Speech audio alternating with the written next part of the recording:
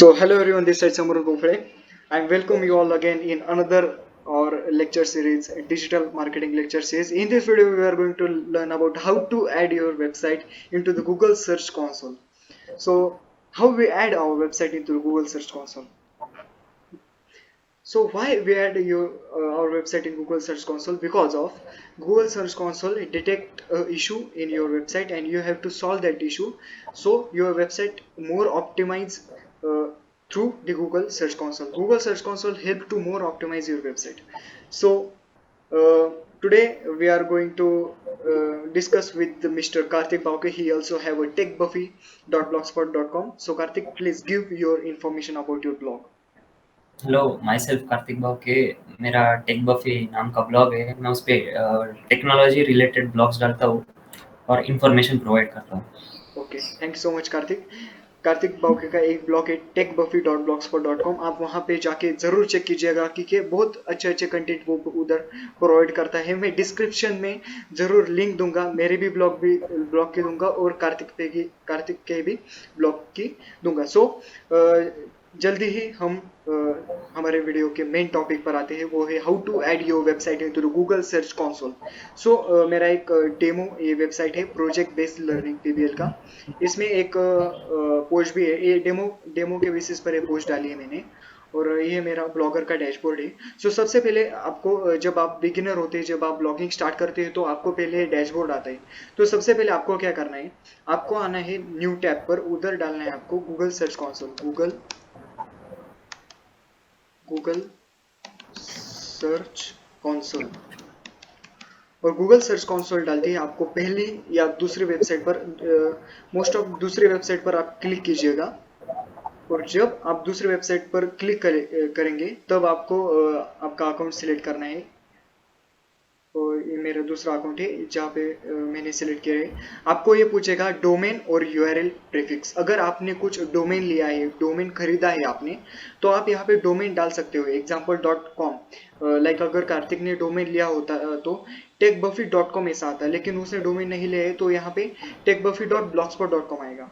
सो मेरा एक डेमो के बेसिस पर ये वेबसाइट है जिसका नाम है sureshLora.blogspot.com। इसका यूआरएल में कॉपी करता हूँ और ये यूआरएल कॉपी करने के बाद मैं ये यूआरएल यहाँ पे पेस्ट करता हूँ। आपको जब आपका ब्लॉग का डोमेन नहीं खरीदा है तो आप यहाँ पे ही पेस्ट करना उसको। अगर आपने डोमेन खरीदा है तो आप यहाँ पे पेस्ट कीजिएगा उसको। सो मैं यहाँ पे इसको पेस्ट करता हूँ और पेस्ट करने के बाद कंटिन्यू पर क्लिक करेंगे हम। ये हेलो वेरिफिकेशन समर। चेक करेगा।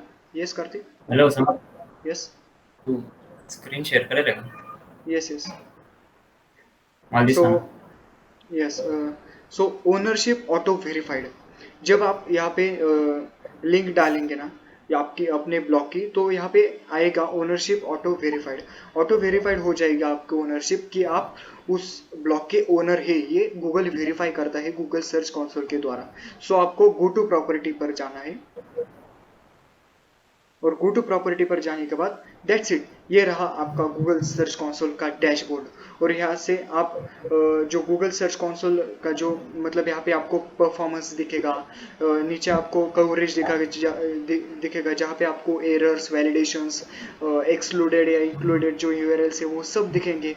एक्सपीरियंस दिखेगा, एनहांसमेंट दिखेगी। अगर आपको परफॉर्मेंस का न्यू टैब भी उन्होंने प्रोवाइड किया है, जैसे कि यहाँ पे ये जो न्यू वेबसाइट है, जब आप न्यू वेबसाइट यहाँ पे डालते हो तो डाटा आने तक दरअसल 24 या 48 आवर्स तक ये गूगल लेता है। उसके बाद यहाँ पे वो डाटा आता है। उसके बाद यूआरएल इंस्पेक्शन है। लाइक अगर ये जो पोस्ट है मेरी, इस पोस्ट का यूआरएल इंस्पेक्शन करना है मुझे।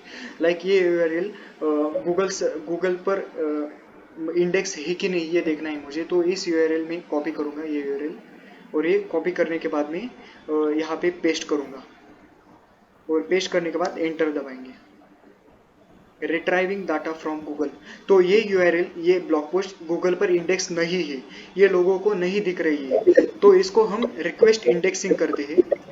रिक्वेस्ट इंडेक्सिंग करने के बाद क्या होता है कि वो 5-10 मिनट के बाद ये यूआरएल लाते हैं। ये देखिए ड्यूरिंग लाइव टेस्टिंग कुछ ऐसे इश्यूज आते हैं, वो हमें गूगल सर्च कंसोल के द्वारा दिखते हैं। सो हम व्यू लाइव टेस्ट करेंगे।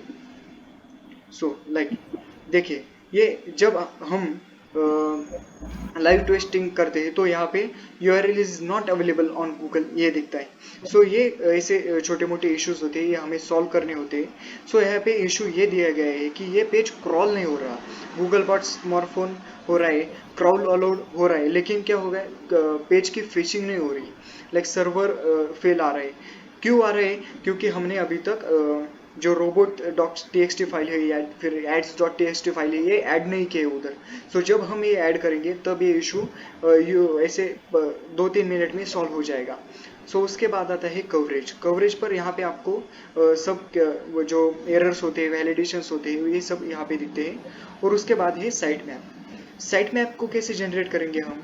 तो साइट मैप को जनरेट करने के लिए मैं उसके लिए एक अलग वीडियो बनाऊंगा जिसमें आपको बताऊंगा कि आप कैसे site map Google search console में ऐड कर सकते हो। उसके बाद है रिमूवल्स।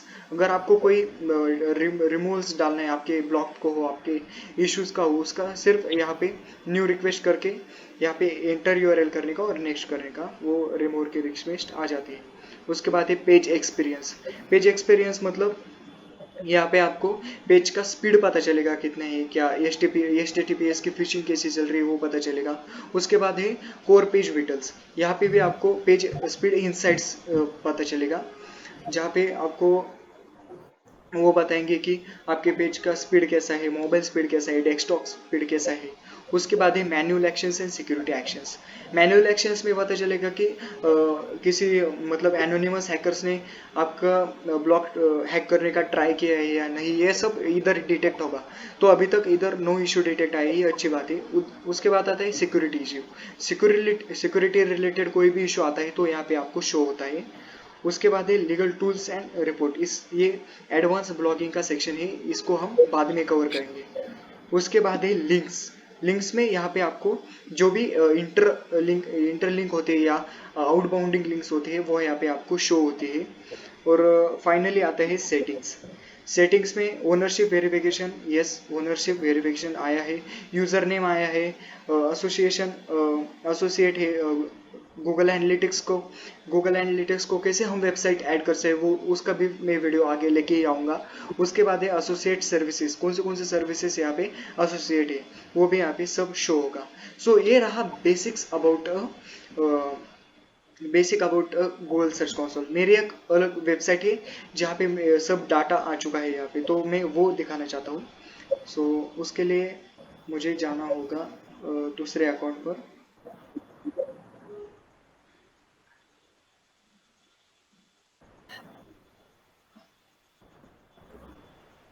ये मेरा अकाउंट है जहाँ पे ये देखिए टोटल क्लिक्स कितने आए हैं, टोटल इम्प्रेशंस कितने आए हैं, एवरेज CTR या एवरेज पोजीशंस क्या है अपने वेबसाइट की, ये सब यहाँ पे शो होता है डाटा आने के बाद में।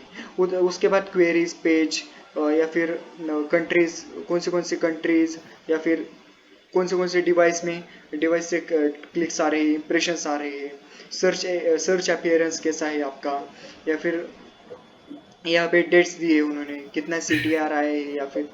और ये रहा गूगल रिजल्ट्स का, ये गूगल रिजल्ट्स है। उसके बाद है गूगल न्यूज़। गूगल न्यूज़ एक अलग पार्ट होता है, वो गूगल सर्च कंसोल में इनबिल्ड नहीं होता।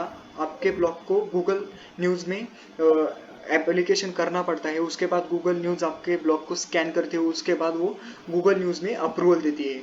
और अप्रूवल देने के बाद में ये गूगल न्यूज़ का एक नया टैब आपके गूगल सर्च कंसोल में आता है।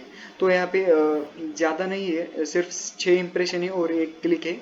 उसके बाद एक कवरेज है, जैसे कि मैंने पिछले ब्लॉग के गूगल सर्च कंसोल में बताया वैसा ही सब सेम है, बाकी कुछ इतना अलग नहीं है। ये लिंक्स में लिंक्स है यहाँ पे, टॉप लिंक पेज, ये टॉप लिंक्स लिंकिंग साइट से, टॉप लिंकिंग टेक्स्ट है, टॉप लिंक पेज से, ये सब यहाँ पे गूगल सर्च कंसोल में हमें देखने के लिए मिलता है। ये रहा सब basic related about Google search console, and today we discuss about how to add your website into the Google Search Console and all the basic concepts related to the Google Search Console. So today we stop here. We will meet again in another lecture series related to the digital marketing. So जाते जाते video को like share और channel को subscribe करके जाना। हम ऐसे ही बहुत इंटरेस्टिंग वीडियो आपके साथ लाएंगे और शेयर करेंगे। तब तक के लिए जय Hind, bye bye and take care. Thank you so much.